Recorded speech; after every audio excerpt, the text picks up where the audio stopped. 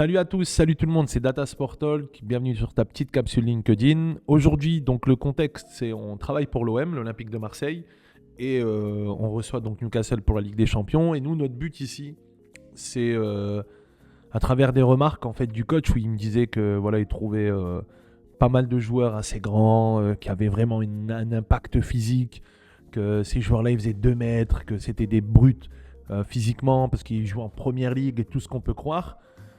Ben, moi, en tant que data analyst, j'étais pas sûr. Donc, qu'est-ce que je vais faire? Je me suis dit, ben écoute, Roberto, parlant de Zerbi, je vais créer un ratio qui va me permettre d'infirmer ou confirmer ce que tu es en train de dire. En gros, voilà quoi. C'est une simulation, les mecs. Je vous rassure, je travaille pas à l'OM, je connais pas Monsieur de Zerbi. Et peut-être un jour, comme on dit chez nous, Inch'Allah, de pouvoir travailler avec ce mec-là. Mais bon, en tout cas, c'est pas le but de la vidéo. On se recadre, on essaie de trouver...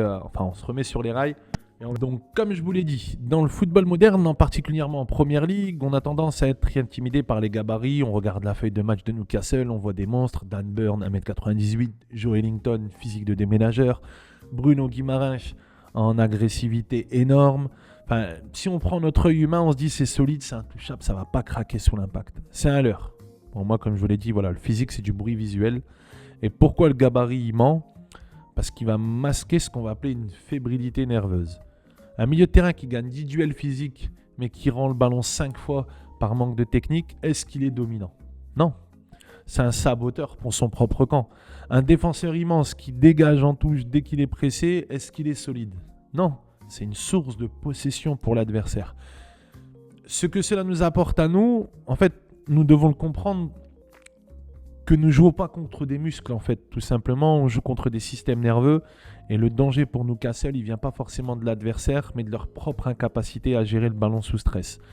Et ce qu'on va faire, nous, c'est qu'on va essayer de voir un ratio que j'ai créé qui s'appelle l'IPP. Je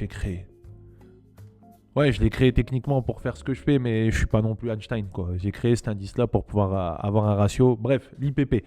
Un indice de panique sous pression. Donc l'indice de panique sous pression, c'est ici qu'intervient notre métrique clé, donc l'IPP, l'indice de panique. Contrairement au stade classique qui va valoriser la création, l'IPP, lui, va mesurer l'autodestruction d'une équipe. En fait, il va répondre à une question de fiabilité et de sang-froid de la part de l'équipe. Pourquoi l'IPP, il change tout dans notre plan de jeu? Parce qu'il va révéler ce qu'on va appeler une fragilité structurelle. Chaque joueur, il va posséder un seuil de tolérance au stress. Si on a un joueur avec un IPP, donc un indice de panique à 2%, c'est ce qu'on va appeler nous un coffre-fort. C'est-à-dire que c'est un mec qui donne rien. Le pressé, c'est une dépense d'énergie inutile. Et par contre, si on a un joueur avec un IPP, lui, de 15%, pour nous, c'est une bombe à retardement. C'est 15 fois sur 100, il nous rend le ballon tout seul sans qu'on ait besoin de faire un tacle. L'IPP, qu'est-ce qu'il fait? Il normalise la cible. Il va donner ce qu'on appelle aussi une justice statistique.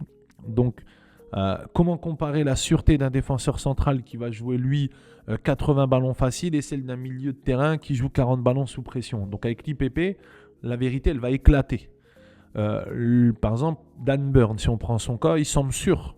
Mais techniquement, il a un faible IPP au global, mais il commet des erreurs fatales et c'est ce qu'on va appeler nous un faux calme.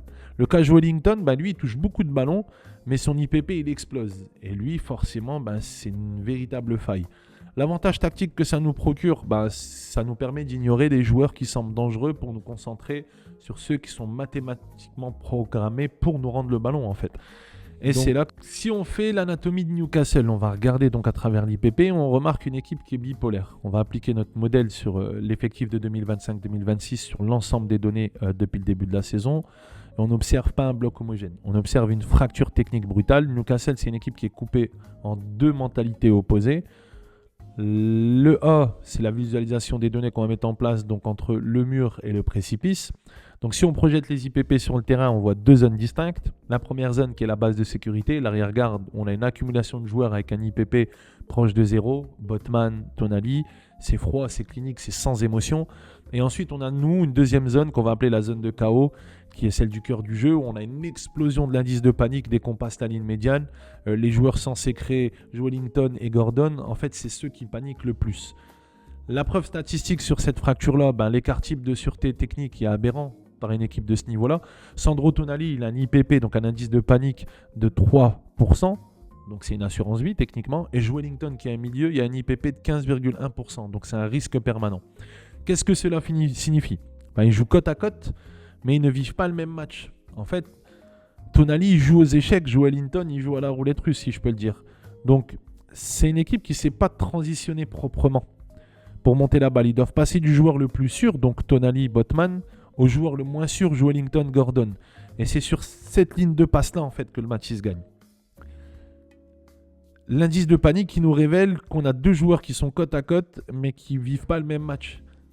Et l'état de transition d'une équipe, donc passer d'un point A à un point B sur sa création, notamment de la défense à l'attaque, il se joue sur cette dichotomie qu'on a actuellement où si on bloque Tonali et Botman dans la relance, il nous reste que Wellington et Gordon. Et si on prend les stats depuis le début de l'année, Wellington et Gordon sont ceux qui paniquent le plus balle au pied, avec le plus de pertes, le plus d'erreurs, le plus de ballons menés en contre-attaque par rapport à l'équipe adverse. Et donc on sait que c'est sur cette ligne de passe-là que ça va jouer, que le match-là il doit se gagner. Donc une fois qu'on a vu la faille, qu'on s'est dit où on allait appuyer parce que l'indice de panique est le plus élevé, on va établir des profils mentaux de ceux qu'on affronte. Donc on va se concentrer sur Newcastle et l'IPP il va identifier 3 profils psychologiques distincts chez l'adversaire. On a le tiers 3 qui est composé des anesthésistes, ceux qui vont nous endormir en fait, Sandro Tonali, Sven Botman. Eux, leur IPP il est inférieur à 4%, c'est une immunité totale au stress, ils gèrent le tempo. La preuve en chiffres, c'est 700 ballons touchés et seulement 21 une perte de balles pour Tonali, donc c'est un véritable métronome. Et Botman, il y a un IPP de 0,4%, il prend aucun risque. Donc sur le terrain, comment ça se traduit ? C'est pas une supposition, c'est une certitude statistique. Tonali ne paniquera pas balle au pied. Si vous le pressez, il trouvera une passe. Et pour nous, c'est une perte de temps de l'attaquer directement. Par contre, dans le tiers 2, on a les colosses au pied d'argile, comme je vous le dis, donc Wellington et Anthony Gordon. Leur programmation en IPP, elle est de 15%, enfin supérieure à 15%. Donc c'est une instabilité technique chronique, quoi. La preuve par le chiffre, Wellington sur 332 ballons touchés, il commet 50 fautes techniques, 29 contrôles ratés, 21 dépossessions, c'est énorme. Et Gordon, lui, un IPP de 20,5%, un ballon sur 5 touchés par Gordon, c'est une offrande à l'adversaire. Donc sur le terrain, ils sont forts physiquement, mais fragiles techniquement. Dès qu'ils doivent contrôler le ballon, leur cerveau, il bug un peu. Ils sont notre source principale de récupération. Et c'est pour ça, en fait, qu'on va se concentrer sur eux pendant le match, parce que si on réussit à attaquer ces joueurs-là, on va pouvoir récupérer un maximum de ballons. Et ça, c'est pas moi qui le dis, c'est la data, c'est l'IPP, c'est le ratio de l'IPP. Pour ceux qui ont la rêve, ça fait un peu trop faire avec c'est le Mimi, c'est le Rara, c'est le miracle. Enfin bref, on se déconcentre les gars, on continue. Et enfin le tiers 1, le facteur négatif contre Dan Burn. Leur programmation de ce tiers 1, c'est un IPP binaire, ils sont calmes en apparence, mais une panique catastrophique, clairement. La preuve par les chiffres, leur IPP global il est faible, 1,4%, mais il est responsable de 2 erreurs directes menant à un tir, et c'est le plus haut de l'équipe. Donc sur le terrain, on va dire, ce mec-là, il ne se plie pas, il casse, il peut gérer 50 passes simples, mais si on le pousse dans ses retranchements, il ne dégage pas et il commet l'irréparable. Et c'est là que c'est intéressant en fait en termes de plan de jeu qu'on va pouvoir mettre en place pour répondre à ces problématiques. J'ai dit, notre stratégie elle est dictée par les mathématiques. Et nous, on va exploiter la fracture entre les joueurs sûrs et les joueurs paniqués. Si on fait notre premier plan de jeu sans ballon, on va prendre le piège du milieu, on va créer le piège au milieu de terrain. Donc le concept, c'est le laisser passer sur Tonali.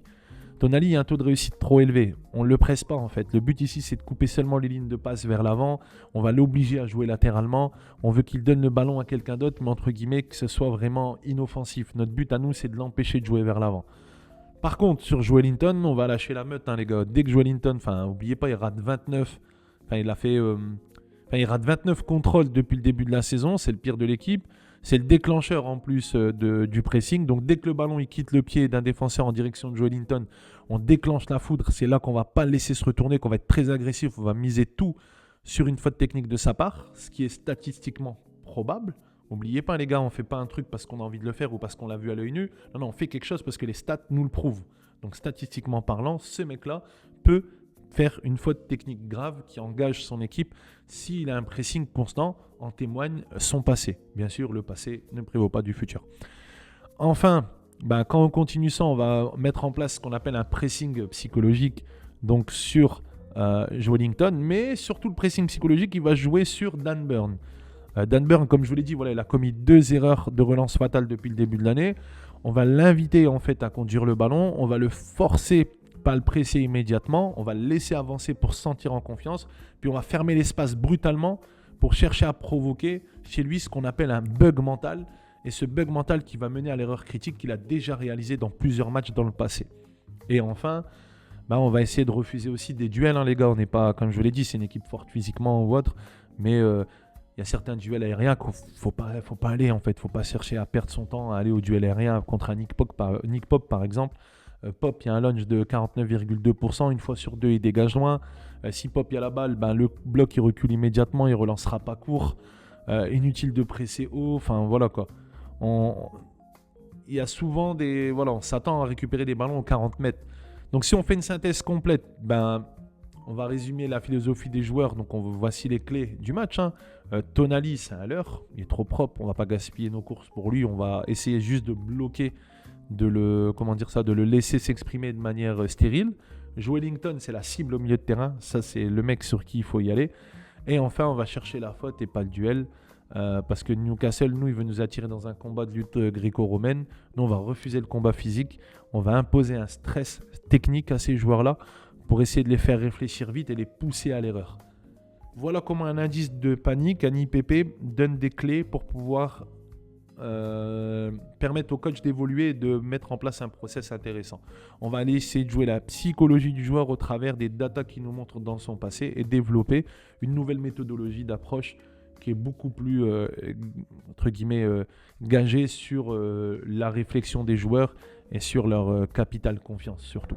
Dites-moi ce que vous en pensez en commentaire, c'est intéressant ou pas. Sinon, au pire des cas, on continue, on fait toujours des petites vidéos et on voit où ça nous mène.